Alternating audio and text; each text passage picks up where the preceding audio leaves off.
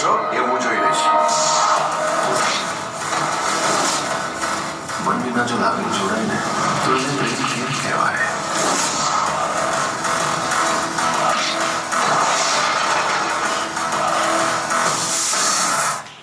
એટલી બની ગઈ કે ખબર પણ ન પડી કે શૂટિંગ ક્યારે શરૂ થયું અને ક્યારે પૂરું થયું. અને દરરોજ છે ફ્લોર ઉપર એકદમ આ ફિલ્મનું ભવિષ્ય વધારે ઉજ્જવળ કરશે. ફિલ્મના દિગ્દર્શક છે રાકેશભાઈ શાહ. એમણે પણ ખૂબ સુંદર. Good afternoon. 12 વાગી ગયા છે તો અને પહેલાં તો સૌથી પહેલાં તમને બધાને થેન્ક યુ અહીંયા આવવા માટે, પ્રેઝન્ટ રહેવા માટે. અને પછી પ્રોડ્યુસર આપણા વિશે આપણે બિગેસ્ટ એક્ટર્સ દેખાતા હોઈએ છીએ સ્ક્રીન પર, આપણે ભૂલી જતા હોઈએ છીએ કે એ લોકોની મહેનત પણ એમના લીધે જ ઇનફેક્ટ ફિલ્મ બની છે. તો એમને થેન્ક યુ. અને આજની વાત કરું તો ખૂબ જ બહુ થયો. એના બે કિસ્સા કહીશ કે એક તો 30મી ઓગસ્ટ રક્ષાબંધનનો દિવસ.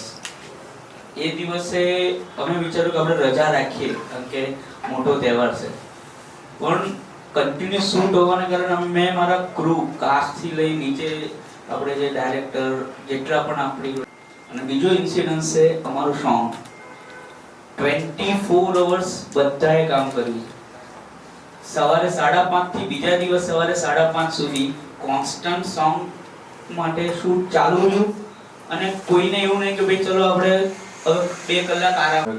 ડિરેક્ટર્સ હતા મોહિતભાઈ અને ઉસ્માનભાઈ. એ બંનેએ મને પહેલાં વર્કશોપ આપ્યો. પહેલાં તો 4 દિવસ એમને જે એક્શન ડિસાઇડ કરી હતી એ પ્રમાણે 4 દિવસ પ્રોપર વર્કશોપ કર્યો અમે.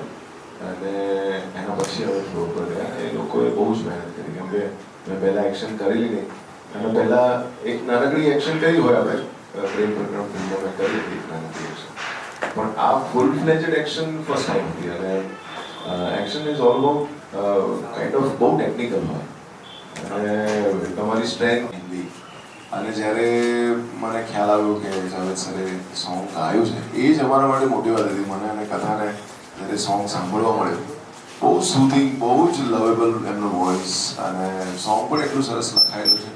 અચ્છા, એની ઉપર સરસ વાત પ્રોડ્યુસર્સને એવું લાગ્યું કે આપણે હજી થોડું એક્સપ્લોર. ત્યારે એ લોકોને પછી એવું એક બેસી ગયું હતું કે નિશિકાનું કેરેક્ટર છે એમાં કથા સેટ થાય છે બધું. એટલે અમે ચર્ચા કરી, આગળ કરી. પછી સ્ક્રિપ્ટ વાંચ્યા પછી મને એવું લાગ્યું કે આપણા ગુજરાતી ફિલ્મમાં જે ફિમેલ કેરેક્ટર્સ હોય છે એને વધારે એક્સપ્લોર કરવાની જરૂર છે ક્યાં ને ક્યાં. તો આ ફિલ્મમાં એવું નથી કે એક ફિમેલ